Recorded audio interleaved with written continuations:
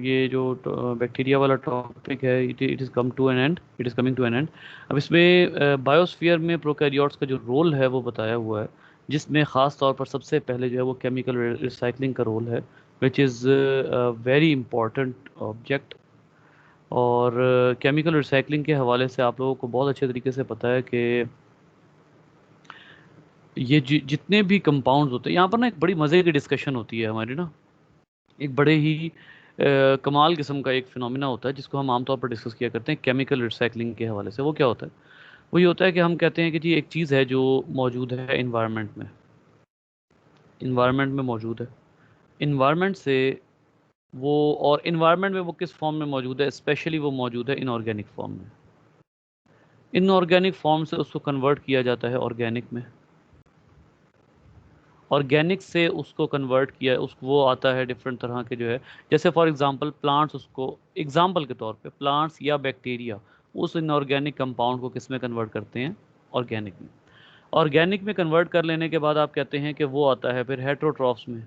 ठीक है, अब यहाँ तक अभी मैं बाकी साइकिल ड्रॉ नहीं कर रहा, लेकिन अगर आप थोड़ा सा अंदाज़ा करें कि यहाँ से लेकर यहाँ तक का जो साइकिल है, इसमें वी नीड बैक्टीरिया, हमें बैक्टीरिया चाहिए। क्यों? ख़ास तौर पर नाइट्रोजन के लिए, ख़ास तौर पर नाइट्रोजन के लिए हमारा गुजारा इस ज़मीन पर बग़ैर बैक्टीरिया के हो ही नहीं सकता। अभी कुछ दिन पहले जैसे मैंने आपको बताया था कि नाइट्रोजन और हाइड्रोजन के मिलने से अमोनिया बनाता है कौन? बैक्टीरिया। और बग़ैर उसके कोई और ऑर्गेनिज्म ऐसा नहीं है जो ये काम कर सके।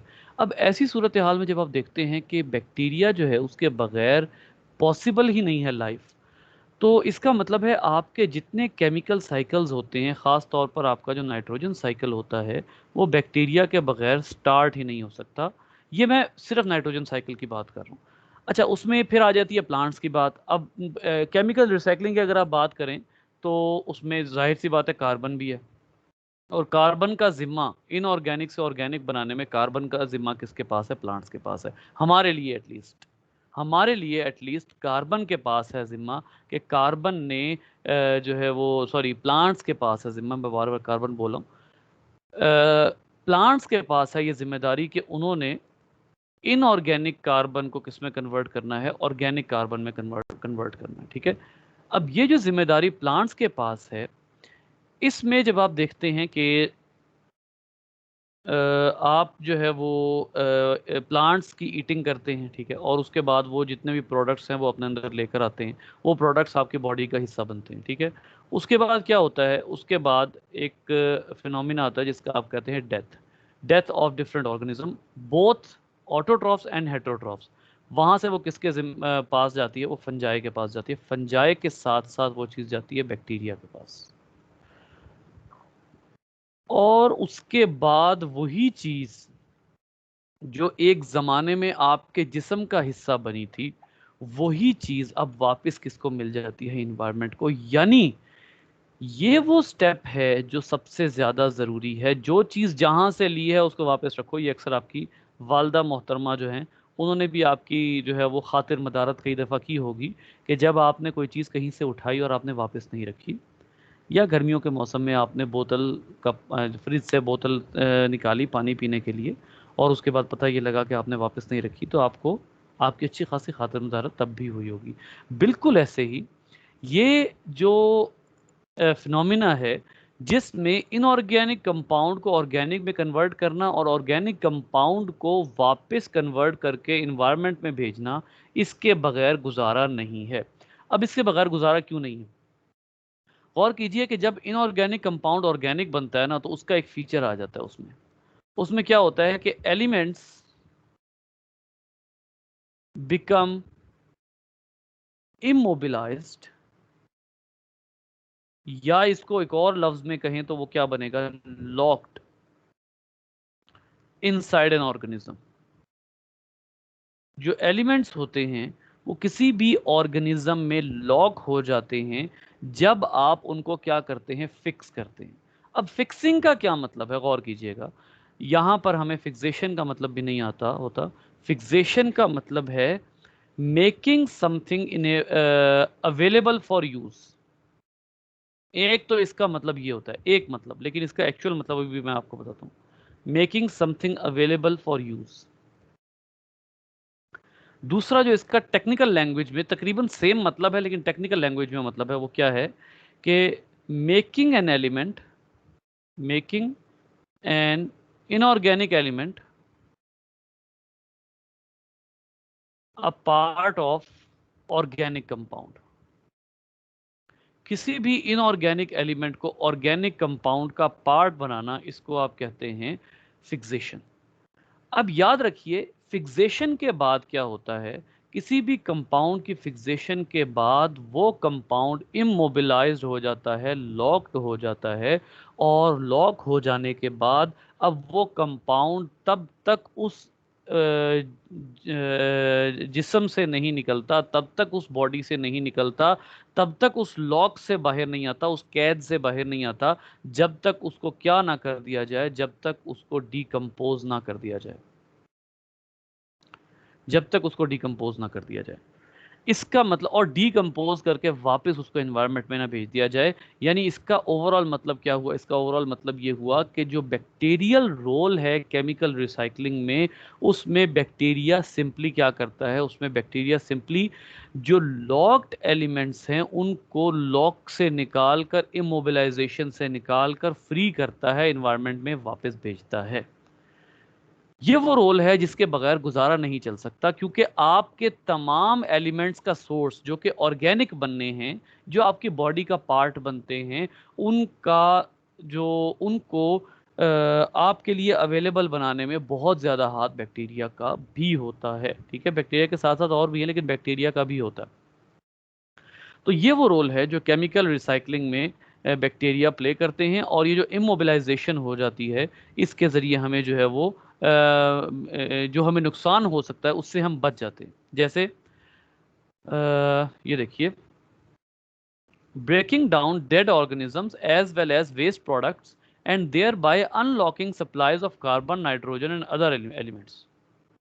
ये अनलॉकिंग हो जाती है। ठीक है, फिर इसी तरीके से कार्बन फिक्सेशन है। कार्बन फिक्सेशन में साइनोबैक्टीरिया काम करता है। साइनोबैक्टीरिया बहुत बड़ा सोर्स है कार्बन का। आपको ये बात पता नहीं मैंने इससे पहले आप में से कितनों को बताई हुई है, लेकिन इस वक्त हमारी अर्थ के ऊपर जितने ऑर्गेनिजम्स हैं, वो ऑर्गेनिजम्स जो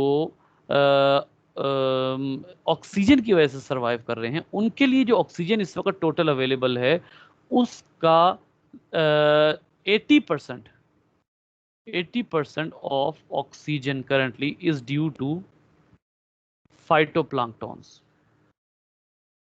इज ड्यू टू फाइटोप्लैंक्टॉन्स। और फाइटोप्लैंक्टॉन्स में खास तौर पर आ जाते हैं एल्गी, और उसके साथ साथ साइनोबैक्टीरिया। आपकी इस वक्त जो ऑक्सीजन अवेलेबल है, right from the beginning of aerobic era, aerobic time जब से स्टार्ट हुआ अर्थ की हिस्ट्री में और आज तक, ये जो अर्थ के ऊपर ऑक्सीजन अवेलेबल है, ये सारी ऑक्सीजन प्लांट्स का कारनामा नहीं है, ये सारी ऑक्सीजन फाइटोप्लैंक्टॉन्स का, साइनोबैक्टीरिया का कारनामा है।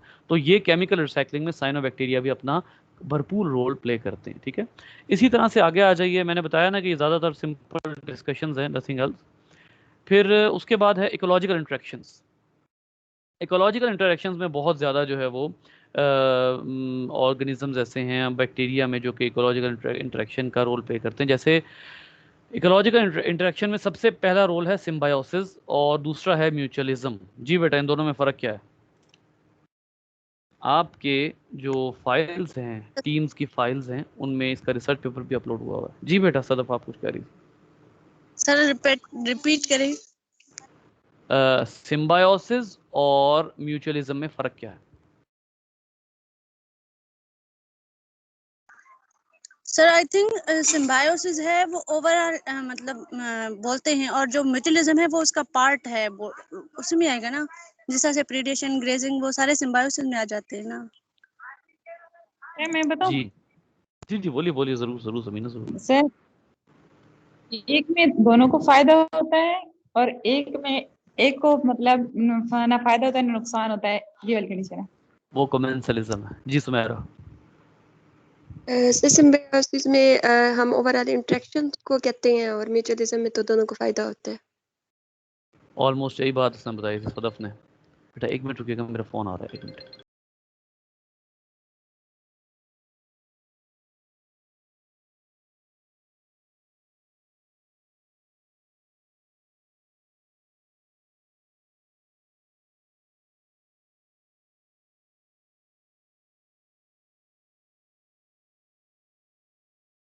जी बेटा, मैं आप लोगों को टाइम दे रहा हूँ, टीम्स की फाइल्स में जाएं और फाइल्स में जाके म्यूचुअलिज्म और सिम्बायोसिस का डिफरेंस लिखा हुआ है वो देखें। मैं अभी आया, ठीक है।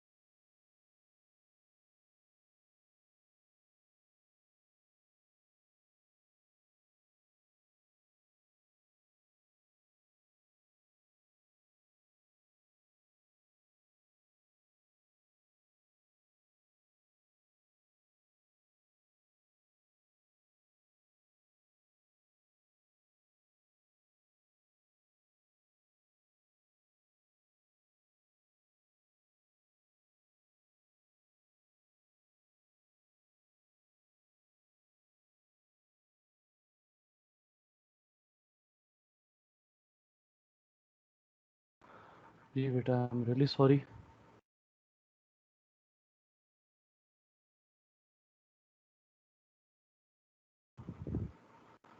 फाइल नहीं मिल रही, अय हाय कितनी ड्रोनी शक्ल आ रही है। लाइट गई हुई है। अच्छा, हाँ जी, पता लगा। म्यूचुअलिज्म और सिम्बायोसिस का फ़र्क बेटा ये है कि जो म्यूचुअलिज्म है वो एक ऐसा रिलेशनशिप होता है जिसमें दोनों स्पीशीज फ्री लिविंग होती हैं। दोनों स्पीशीज फ्री लिविंग है मतलब ये है कि दोनों स्पीशीज के अंदर जो है वो ऐसे होता है कि दोनों में से कोई एक भी जो है वो दूसरे पर इस तरह डिपेंड नहीं कर रही होती कि वो उसके बगैर रह ना सके। ठीक है। और क्या हुआ, समीना क्या कह रही? सर वैसे ही अनम्यूट हो गया। ओके। और जो दूसरी होती है सिम्बायोटिक। सिम्बायोटिक रिलेशन में ये होता है कि दोनों स्पीशीज आपस में इस तरह के रिलेशन में होते हैं कि एक स्पीशीज उनमें से कंप्लीटली डिपेंडेंट होती है। कंप्लीटली डिपेंडेंट होती है, या इसको दूसरे अल्फाज में आप ये कह सकते हैं कि वो फ्री लिविंग नहीं होती। फ्री लिविंग ना होने की वजह से वो स्पीशीज अलहदा नहीं रह सकती। तो ये दोनों तरह के रिलेशनशिप्स जो हैं वो बैक्टीरिया में मौजूद हैं। फॉर एग्जांपल सिम्बायोसिस भी है।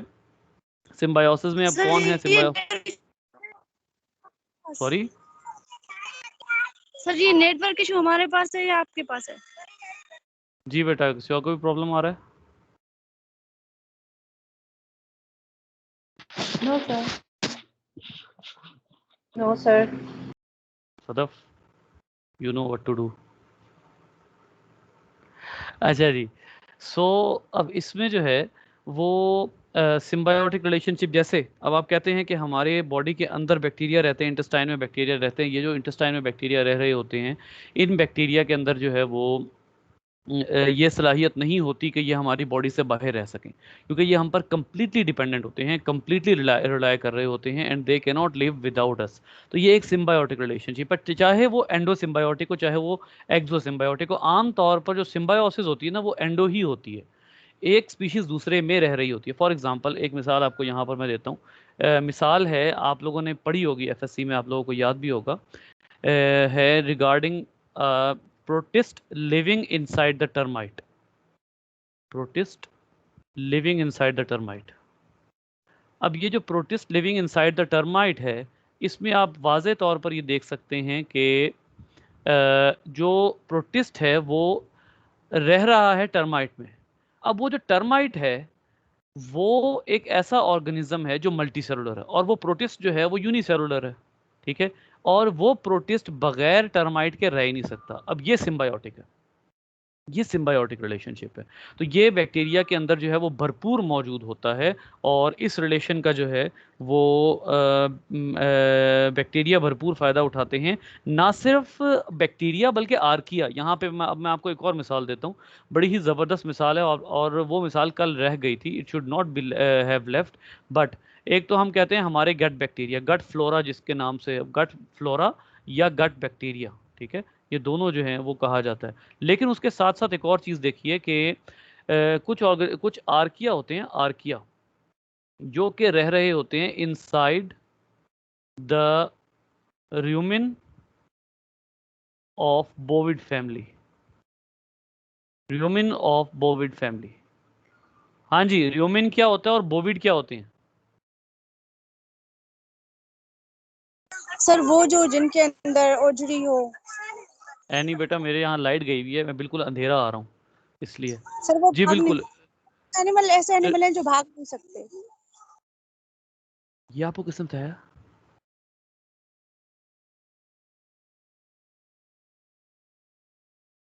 सदफ,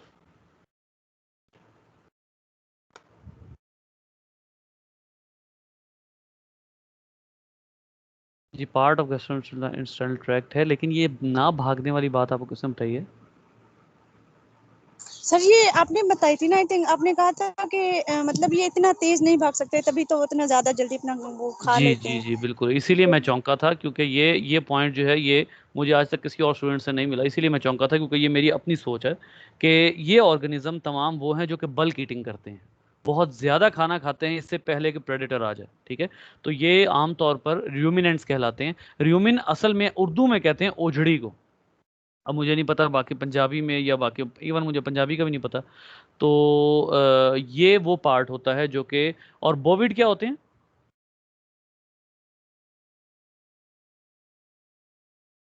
सर जो जुगाली करते हैं।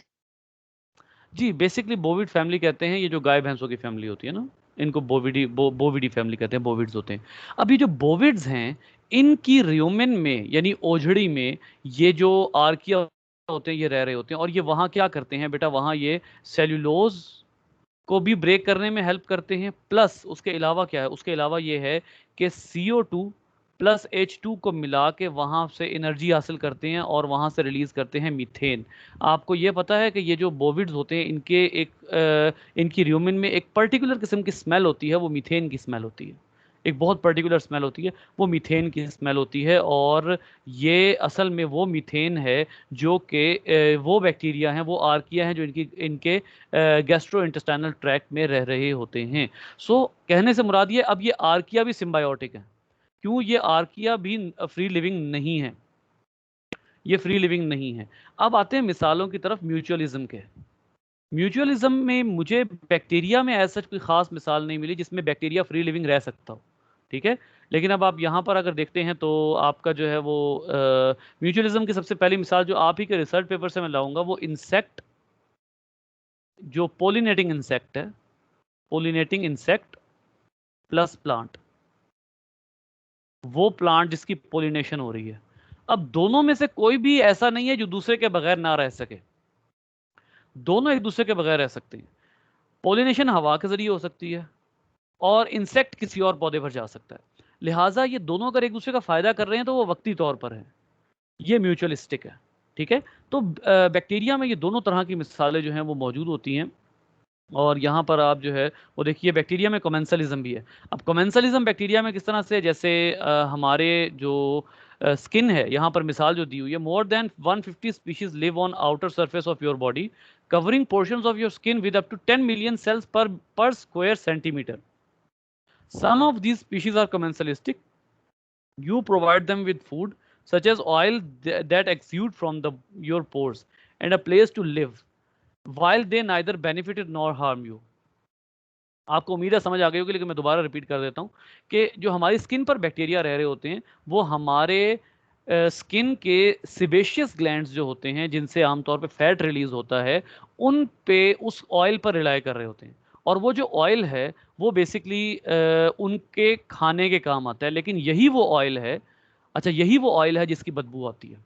आपको पता है पसीने की बू, वो असल में कुछ और नहीं है, वो आपकी स्किन पर रहने वाले बैक्टीरिया हैं जो उस ऑयल को जब इंगल्फ करते हैं, ख़त्म करते हैं, तो जितने ज़्यादा बैक्टीरिया होते हैं उतना ही ज़्यादा उसकी जो है वो स्मेल आती है। यानी इसका मतलब ये है कि जिसकी स्किन जितनी ऑयली होगी उसकी स्किन से उतनी ही ज़्यादा स्मेल आएगी, बिकॉज उसकी स्किन पर जो बैक्टीरिया मौजूद हैं वो एक अनप्लेजेंट ऑर्डर रिलीज़ कर रहे हैं उसके जो ऑयल है उससे। वो पसीने की बेसिकली बू नहीं है, वो उस ब्रोकन ऑयल की बू है जो कि आपको फील हो रही है। फिर इसी तरीके से यही बैक्टीरिया हैं जो एक्नी कॉज करते हैं, कि वो जो ये जो फ्रॉड लगाए हुए हैं बहुत ज़्यादा, ये यही बैक्टीरिया आमतौर पर, मतलब ये इतने भी कमेंसलिस्टिक नहीं होते। वो यहाँ पर आपके बुक में कह रहा है कि दीज बैक्टीरिया कमेंसलिस्टिक। क्यों? क्योंकि ये आपकी बॉडी से निकलने वाला जो ऑयल है उसको खाते हैं। आपकी बॉडी पर रह रहे हैं तो शेल्टर भी मिला हुआ है, और आपकी बॉडी से निकलने वाला जो ऑयल है उसको ब्रेक कर रहे हैं। तो इसका मतलब ये है कि बड़ा भरपूर इनको जो है वो खाना भी मिल रहा है, ऑयल भी मिल गया, शेल्टर भी मिल गया, लेकिन आपको नुकसान नहीं पहुंचा रहे। लेकिन सम टाइम ये नुकसान पहुंचाते हैं, और वो कब? वो पहुंचाते हैं जब ये एक्नी कॉज करते हैं। ये एक्नी तब कॉज करते हैं जब सिबेशियस ग्लैंड जो होता है, जैसे ये स्किन की लेयर है, ठीक है, ये स्किन की लेयर है, इसमें ये सिबेशियस ग्लैंड की डक्ट है और यहाँ नीचे सिबेशियस ग्लैंड मौजूद है, ठीक है। और उसके बाद स्किन की बाकी लेयर्स नीचे मौजूद है। गौर कीजिएगा यहाँ पे कि यहाँ से निकलता है सीबम, सीबम निकलता है यहाँ से, ये ऑयल निकल रहा है, ठीक है। अब ये बैक्टीरिया क्या करते हैं, ये बैक्टीरिया उस ऑयल के पीछे पीछे आपके इस पोर में घुस जाते हैं और उस पोर को ब्लॉक कर देते हैं। जब ये इस पोर को ब्लॉक करते हैं तो यहाँ पर इन्फ्लेमेशन हो जाती है, यहाँ आ जाते हैं वाइट ब्लड सेल्स, और यहाँ पर एक मोहतरम तशरीफ लाते हैं जिनको आप पिंपल के नाम से जानते हैं, पिंपल या एक्नी एक्सेट्रा। ठीक है। और ये जो पिंपल है ये बेसिकली यहाँ पर वाइट ब्लड सेल्स आते हैं, यहाँ पर पस पड़ जाती है और सारा कुछ होता है, जिसको आप आमतौर पर पिंपल या एक्नी कहते हैं, और यही बैक्टीरिया आमतौर पर इस चीज़ का कॉज होते हैं। ठीक है, ये सब फ्रॉड है, सब बकवास है कि ये कोई क्रीम लगाएंगे या कुछ ऐसा होगा। ये एक बहुत बड़ी इंडस्ट्री हमारे वहम जो है उनकी बुनियाद पर चल रही है कि ये जो ये हमारी स्किन, हमारी खुराक का मसला होता है, और जो है वो खून गंदा होता है तो ऐसी चीज़ें पियो। खून गंदा, खून अव्वल तो खून गंदा ही होता है, सारा यूरिया तो भरा हुआ है उसमें, बिलीरुबिन यूरिया, वो होता तो वो गंदा ही है। ठीक है, अच्छा जी, खून गंदा है, इसके मैदे में प्रॉब्लम है, इस वजह से एक्नी हो रही है, ठंडी चीज़ें खाओ, ठंडी चीज़ें पियो, ये वाली दवाई खाओ, कड़वी से कड़वी दवाई खाओ, फलां करो, क्रीमें लगा लगा के बड़ा कर दे। भाई सिर्फ और सिर्फ अच्छे तरीके से अपने ये जो पोर्स है ना, इनको क्लियर करने का, इनकी क्लॉगिंग को क्लियर करने का कोई ज़रिया बनाएं, और उसका ज़रिया एक अच्छा ये होता है कि आप फ्रीक्वेंटली मुंह पे छींटे मारें या मुंह धोएं। दूसरा जो इसका ज़रिया होता है वो ये है कि एक कॉस्मेटिक प्रोडक्ट है जो कि आमतौर पर रिकमेंड करना कोई हर्ज नहीं है, वो है चारकोल मास्क। चारकोल मास्क होता है ब्लैक कलर का, वो आप फेस पर लगाते हैं, जब सूख जाता है तो आप उसको रिमूव कर देते हैं। वो क्या होता है, वो आपके पोर्स में घुस के उसमें से क्लॉग्ड जो भी पार्ट होते हैं वो निकाल देता है। ठीक है, बस इससे ज़्यादा एक्नी का कोई इलाज नहीं है, सब फ्रॉड है, सब बकवास है। टाइम आता है जब आपकी एक्नी खुद ख़त्म हो जाती है। ठीक है, तो यहाँ पर जो है ये रीज़न होती है एक्ने की बहुत बड़ी, जो मैं आपको अब बता रहा हूँ। फिर पैरासाइटिज्म के बारे में आप बहुत अच्छे तरीके से जानते हैं। यही पैरासाइटिज्म जो है वो पैथोजेंस में भी कन्वर्ट हो सकता है। पैरासाइट और पैथोजन, इनमें क्या जो है वो डिफरेंस है, कोई बताएगा?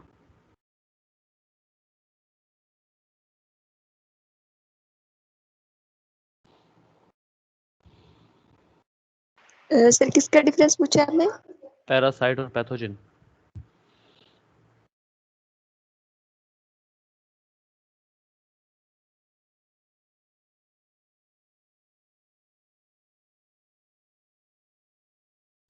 जी बेटा। सर पैथोजेंस तो वो पैरासाइट्स होते हैं ना जो डिजीज कॉज करते हैं। ओके, तो फिर पैरासाइट क्या हुए?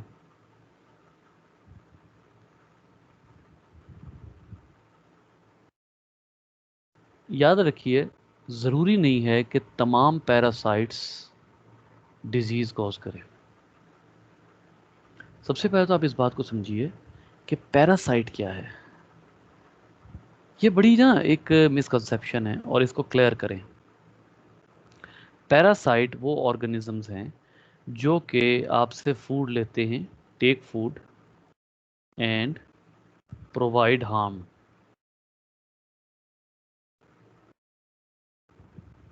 ये हैं पैरासाइट। और ये कौन हो सकते हैं?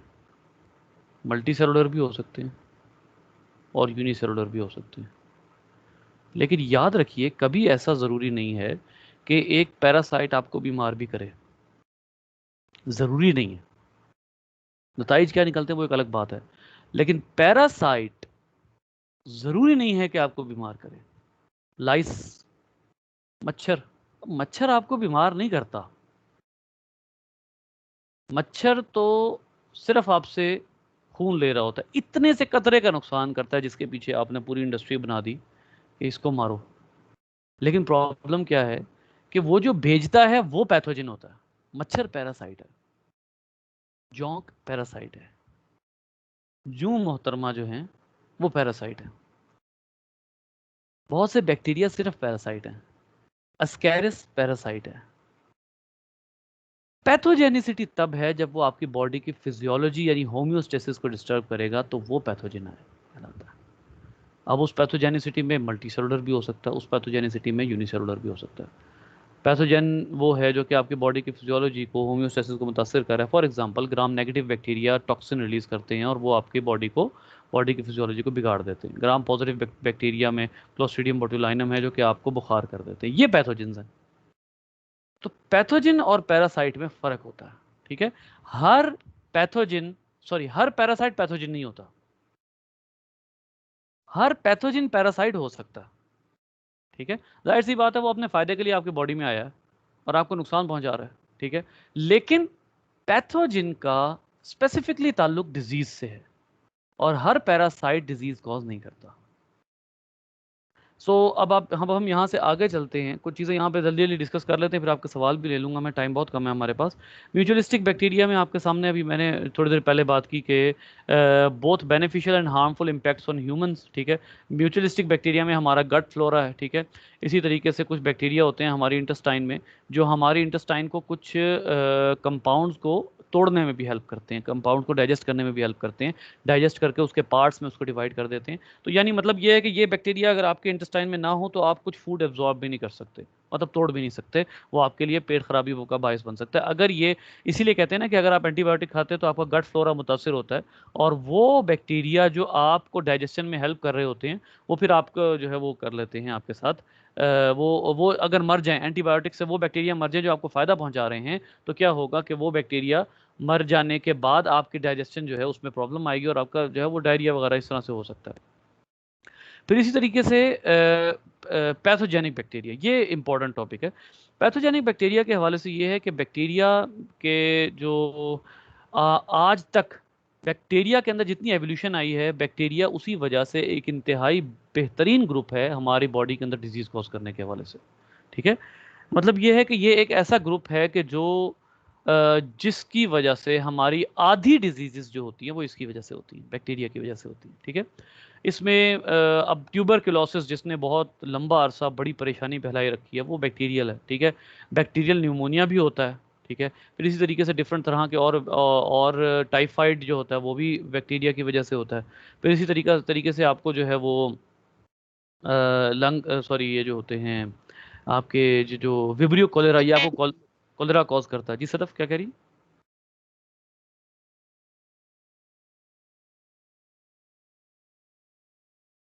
सर मैं कह रही थी टेटनस भी तो बैक्टीरिया की वजह से जी, होता है। टेटनस कॉज करता है, ठीक है। इसी तरीके से आपके बहुत सी और डिजीज़ के आप नाम ले सकते हैं। तो बहुत कॉमन डिजीज़ ऐसी हैं जो कि बैक्टीरिया की वजह से होती हैं। तो इसमें ग्राम पॉजिटिव और ग्राम नेगेटिव दोनों शामिल है। ग्राम पॉजिटिव का तो एक ग्रुप ही नहीं मान, वही ग्रुप काफ़ी है डिजीज़ कॉज करने के लिए, और वो कल भी मैंने बताया था क्लोस्ट्रीडियम। ये एक ऐसा ग्रुप है कि जो माफ़ नहीं करता, ठीक है। ये एक ऐसा ग्रुप है जो कि तबाही फेर के रख देता है हमारी बॉडी के अंदर, और इसके जो टॉक्सिन्स होते हैं वो बड़े डेंजरस होते हैं। ये जो आप अगर यहाँ पर बात करें क्लोस्ट्रीडियम की, ये जीनस जो है, ये इसके 3 बैक्टीरिया इस वक्त सबसे ज़्यादा परेशानी फैलाए हुए हैं। क्लोस्ट्रीडियम टेटनी, क्लोस्ट्रीडियम बोट्युलाइनम, इस बी को छोटा कर लेते हैं वरना ये गलती काउंट होगी, क्लोस्ट्रीडियम बोट्युलाइनम, और तीसरा है क्लोस्ट्रीडियम पेरिफेरेंजिस। ये 3 तरह के बैक्टीरिया जो हैं, इन तीनों के पास जो है वो एक न्यूरोटॉक्सिन होता है। ये हमारे साइनेप्स और मसल्स के अंदर जाकर हमारे कुछ ऐसे केमिकल्स को जो है वो कर देते हैं। जैसे फॉर एग्जांपल एक मिसाल आपको देता हूँ, जैसे ये साइनेप्स है, ये साइनेप्स है। इस साइनेप्स में एक प्री साइनेप्टिक होती है, एक पोस्ट साइनेप्टिक होती है, आपको बहुत अच्छे तरीके से पता है। तो जो पोस्ट साइनेप्टिक होती है उसके ऊपर आपको वाज़ेह तौर पर पता है कि रिसेप्टर होते हैं, ठीक है। इस रिसेप्टर पे आकर यहाँ से केमिकल ने जुड़ना होता है, लेकिन जैसे ही वो केमिकल जुड़ता है यहाँ से एक एंजाइम आता है और ये एंजाइम आके इस केमिकल को रिमूव कर देता है। अब बैक्टीरिया क्या करते हैं, खास तौर पे क्लोस्ट्रीडियम टेटनी क्या करता है, क्लोस्ट्रीडियम टेटनी इस एंजाइम को, जो इस न्यूरोट्रांसमीटर को यहाँ से रिमूव करेगा, वो इस एंजाइम को इनहिबिट कर देता है, इस एंजाइम को इनहिबिट कर देता है, और आपकी बॉडी में लॉक्स क्रिएट हो जाते हैं, आपके मसल्स लॉक हो जाते हैं। वाई? बिकॉज आपके जो आपके जो मसल्स हैं, ये वहाँ पर जो न्यूरोट्रांसमीटर है वो रिमूव नहीं हो रहा वहाँ से, और रिमूव ना होने की वजह से वो न्यूरोट्रांसमीटर जो है वो एक यूँ कह लीजिए कि आपके लिए वबाल जान बन जाता है। और क्लोस्ट्रीडियम बोट्युलाइनम और क्लोस्ट्रीडियम टेटनी दोनों के जो जहर होते हैं वो इस लिहाज से बड़े डेंजरस होते हैं। फिर इसी तरीके से आ जाइए एक्सोटॉक्सिन। बैक्टीरिया के डिफरेंट टॉक्सिन्स होते हैं, जैसे मैंने अभी आपको बताया क्लोस्ट्रीडियम का, क्लोस्ट्रीडियम बोट्युलाइनम की यहाँ मिसाल भी लिखी हुई है। एक्सोटॉक्सिन क्या होते हैं? एक्सोटॉक्सिन वो होते हैं जो बैक्टीरिया बाहर रिलीज करता है। 2 तरह के टॉक्सिन्स होते हैं जो बैक्टीरिया रिलीज करते हैं हमारी बॉडी के अंदर, ठीक है। एक वो टॉक्सिन्स होते हैं जो बैक्टीरिया रिलीज करता है, एक वो टॉक्सिन होते हैं which are released after death. Cell break होने के बाद वो टॉक्सिन रिलीज होता है। ये ऐसे ही है कि खुद मर जाओ तो अगले को भी मार दो, खुदकुश। जो रिलीज किए जाते हैं बिफोर डेथ या मुकाबले के दौरान, उनको आप कहते हैं एक्सोटॉक्सिन, और जो आफ्टर डेथ रिलीज होते हैं वो एंडोटॉक्सिन कहलाते हैं, ठीक है। ये दोनों तरह के टॉक्सिन्स जो हैं, जैसे कोलेरा में विब्रियो कोलेरा, बड़ी खौफनाक डिजीज है कोलेरा पेट की, ठीक है। ये डायरिया है, तो इसका भी जो है वो केमिकल होता है। फिर इसी तरीके से क्लोस्ट्रीडियम बोट्युलाइनम का जो होता है जो जहर होता है एक्सोटॉक्सिन, वो बोटॉक्स कहलाता है। ठीक है, ये बोटॉक्स जो है ये आपके मसल्स को कॉन्ट्रैक्ट रखता है। आपको एक बात बताऊं, बहुत से लोग झुर्रियां अवॉइड करने के लिए, झुर्रियों का पता नहीं, जो बुजुर्गों के चेहरों पे पड़ जाती हैं, चेहरों पे जो है वो हो जाते हैं, सिलवटें सी पड़ जाती हैं स्किन की वजह से। अगर आप बोटॉक्स फेस पे बोटॉक्स करवा लेना तो आपके मसल्स कॉन्ट्रैक्ट हो जाते हैं, जिसकी वजह से चेहरे पे झुर्रियां नहीं पड़ती। ये जितने बुढ़े बुढ़े अदाकार और सियासतदान जिनके चेहरों पे 60 साल की उम्र के बाद अभी तक झुर्रियां नहीं पड़ी, उन्होंने बोटॉक्स करवाया होता है। ये एक जहर है बेसिकली, जो कि आपके इन मसल्स को दिया जाता है ताकि मसल्स कॉन्ट्रैक्टेड रहें और झुर्रियां ना पड़े।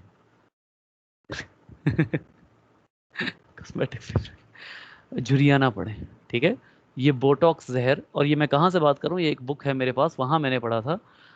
मैं पढ़ा रहा था गालिबन वो जो यूरोप की कंट्री है ना, हंगरी, यूरोप की कंट्री है हंगरी, उसका एंट्री टेस्ट पढ़ा रहा था। तो उसमें एक बुक मैंने यूज़ की, बड़ी अच्छी बुक थी वो भी। तो उसमें ये लिखा हुआ था कि बोटॉक्स जो है ये इसका इन कामों के लिए, ऐसे ऐसे कारनामों के लिए भी यूज़ होता है।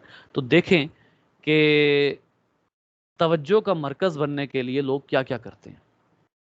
आगे चलते, और ये ख़वातीन और मर्द दोनों बराबर हैं, इसमें कोई डिफ्रेंशिएशन नहीं है, किसी किस्म की कोई डिफ्रेंशिएशन नहीं है, दोनों बराबर हैं और दोनों बोटॉक्स करवाते हैं जिन्होंने करवाना होता है। उसके बाद आ जाइए जी, एंडोटॉक्सिन के हवाले से मैंने आपको बताया कि आफ्टर डेथ जो है ये बैक्टीरिया का सेल जब ब्रेक होता है, टूट जाता है, डिस्ट्रॉय हो जाता है, तो फिर क्या होता है कि एंडोटॉक्सिन रिलीज होते हैं सेल के अंदर। जैसे ये एंडोटॉक्सिन कौन से होते हैं, मैंने आपको पहले भी एक दफ़ा बताया था कि ये जो बैक्टीरियल सेल वॉल होती है, ग्राम नेगेटिव की जो सेल वॉल होती है, जिसमें हमने कहा था कि बाहर की तरफ जो हैं वो कुछ कंपाउंड्स होते हैं जिनको आप कहते हैं लिपोपोलीसेकेराइड, एलपीएस होते हैं। यहाँ पर ये बेस जो है वो लिपिड की बनी होती है और उसके ऊपर पॉलीसेकेराइड की चेन होती है, पॉलीसेकेराइड की चेन होती है, ठीक है। तो ये जो पॉलीसेकेराइड की चेन और लिपिड की बेस जो होती है, ये दोनों आफ्टर डेथ रिलीज होते हैं और ये एंडोटॉक्सिन का काम करते हैं, लिपोपोलीसेकेराइड की पूरी लिपोपोलीसेकेराइड और components of outer membrane of gram negative bacteria. अब ये जब मर जाते हैं, ख़ासतौर पे साल्मोनेला और साल्मोनेला टाइफाई, ये जीनस साल्मोनेला है जो जैसे टाइफाइड कॉज होता है, तो ये बैक्टीरिया मर जाने के बाद या ये बैक्टीरिया आपकी बॉडी में आता है तो ये टॉक्सिन आपको अच्छी खासी जो है वो परेशानी कॉज करता है इंटेस्टाइन में। फिर एक ज़माना था, मैंने आपको सुपर बग्स का बताया था जी, कोई याद है आप लोगों को सुपर बग्स क्या थे?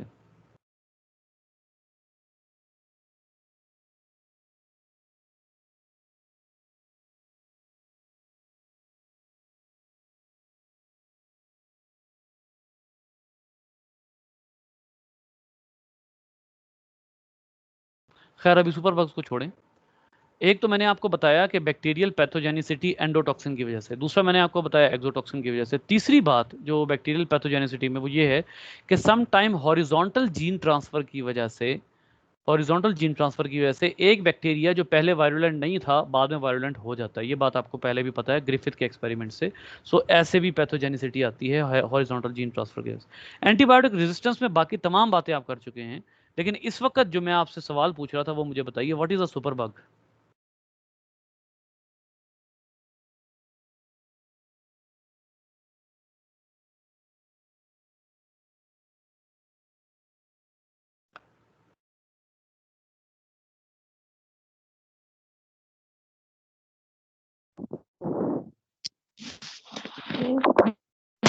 बैक्टीरिया से रिलेटेड नहीं थे, नाम तो याद आ रहा है मुझे।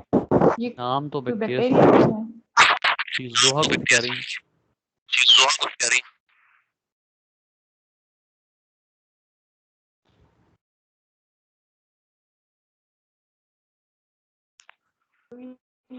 जो रेजिस्टेंट प्रोवाइड करते हैं कोई इस तरह से, हाँ तो ये याद नहीं है।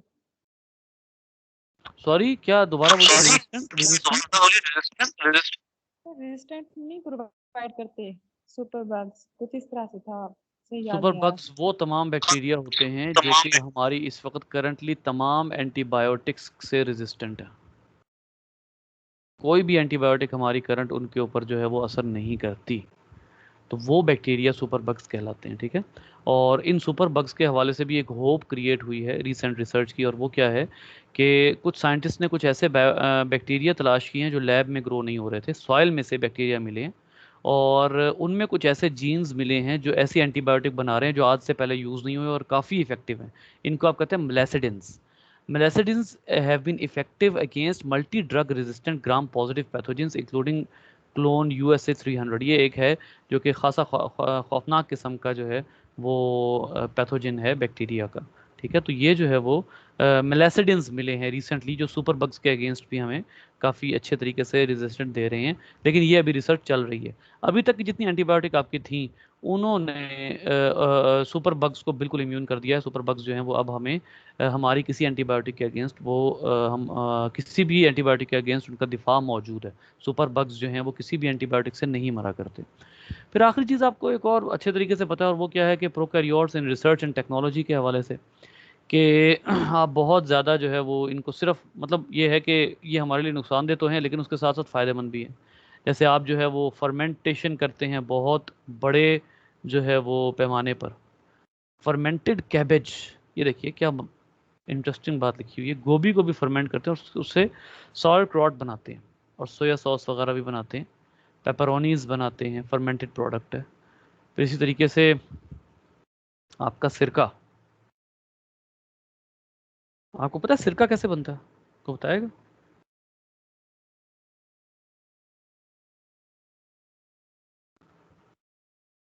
हाँ, ये बड़ी मजे की बात है। सिरका शराब से बनता है, और शराब जाहिर सी बात है अंगूर से बनती है या दूसरे फलों से बनती है। पहला प्रोसेस होता है जिसमें फल को डाइजेस्ट किया जाता है, ठीक है। जी सदफ बोलिए। सर ये क्यों खाते हैं सॉरी, सिरका? क्या कह रही है, सिरका क्यों खाते हैं? मैं बताता हूँ ना आपको, मैं बताता हूँ आपको। सबसे पहले आप करते हैं अंगूर की फर्मेंटेशन, ठीक है। चलिए मैं आपको उसका बताता हूँ, वो जो होता है बारले जौ की जो शराब बनती है ना, आप पहले आप बीज जो हैं उनको पानी में रखते हैं। उसके बाद आप उन बीजों जो है उन बीजों को आप जब एक दिन पानी में रख देते हैं तो उसके बाद फिर आप उनको फर्श पे फैला देते हैं। फर्श पे फैलाने से क्या होता है कि उनको क्रश करते हैं, ठीक है। फर्श पे फैलाने के बाद उनको क्रश करते हैं। क्रश करने से उनके अंदर से जो जूस निकलता है वो इमीडिएट जूस होता है माल्ट, और माल्ट इंतहाई फ़ायदेमंद चीज़ है, ठीक है। माल्ट जो है वो इंतहाई फ़ायदेमंद चीज़ है। अगर माल्ट पी ली जाए तो माल्ट के अंदर बड़े इफेक्टिव एंजाइम्स होते हैं जो आपकी एसिडिटी के लिए बड़े ही पावरफुल होते हैं, ठीक है। तो माल्ट बहुत ज़बरदस्त चीज़ है। जब आप उसको क्रश कर लेते हैं और माल्ट निकल आती है, अब आप उस माल्ट की फर्मेंटेशन करवाते हैं। माल्ट की फर्मेंटेशन से बनती है अल्कोहल। अल्कोहल की फर्मेंटेशन होने दें होने दें होने दें होने दें होने दें होने दें, अल्टीमेटली उससे क्या निकलती है, क्या निकलता है, सिरका। अब सवाल ये बात होता है कि हम सिरका क्यों इस्तेमाल करते हैं? बेटा हम माल्ट भी पी सकते हैं, हम सिरका भी पी सकते हैं। क्यों? दोनों में नशा नहीं है। शराब क्यों हराम है? क्योंकि उसमें नशा है। सिंपल सी बात है, simple is that, no rocket science. तो ये है जिसकी वजह से हम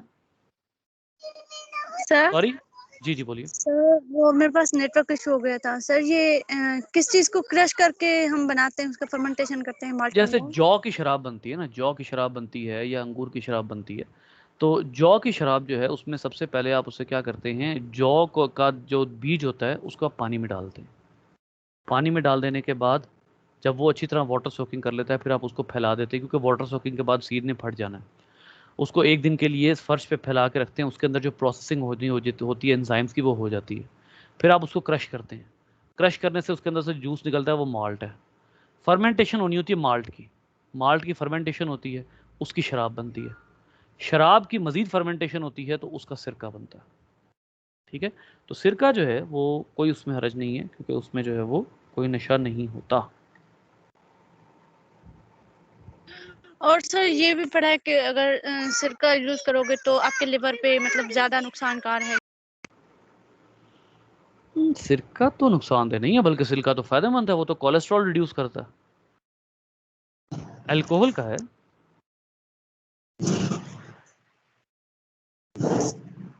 जी बेटा कोई बोलना चाह रहा है? सुमेरा सर मैं ये पूछ रही थी कोई यानी कि हमेशा शराब के बाद सिरका बनेगा, कोई डायरेक्ट वे नहीं है कि सिरका बना दिया जाए दरमियान में वो? जो इंडस्ट्रियल लेवल पे सिरका बनाना मैंने पढ़ाया था ना बायोटेक्नोलॉजी में, उसमें यही चीज़ थी। मैंने और कोई तरीका पढ़ा नहीं है,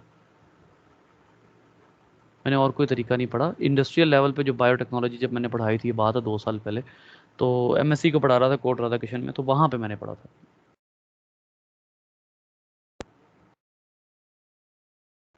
अच्छा, फिर एक और है कि ये जो आपका अचार होता है, ये भी फर्मेंटेड प्रोडक्ट है। इसमें नशा नहीं होता, लेकिन ये भी फर्मेंटेड प्रोडक्ट है।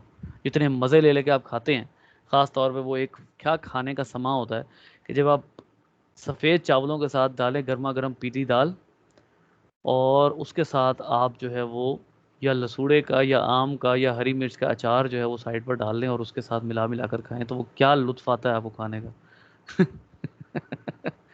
तो वो जो लुत्फ़ है वो बेसिकली उस फर्मेंटेड प्रोडक्ट का है जो बैक्टीरिया से फर्मेंट होके आई है। ठीक है, तो ये जो चीज़ है ये आप फर्मेंटेड प्रोडक्ट्स काफ़ी यूज़ करते हैं अपनी डेली लाइफ में। अच्छा जी बेटा, यहाँ पर टेक्नोलॉजी में फर्मेंटेशन है, फिर क्रिस्पर। क्रिस्पर याद है किसी को टेक्नोलॉजी?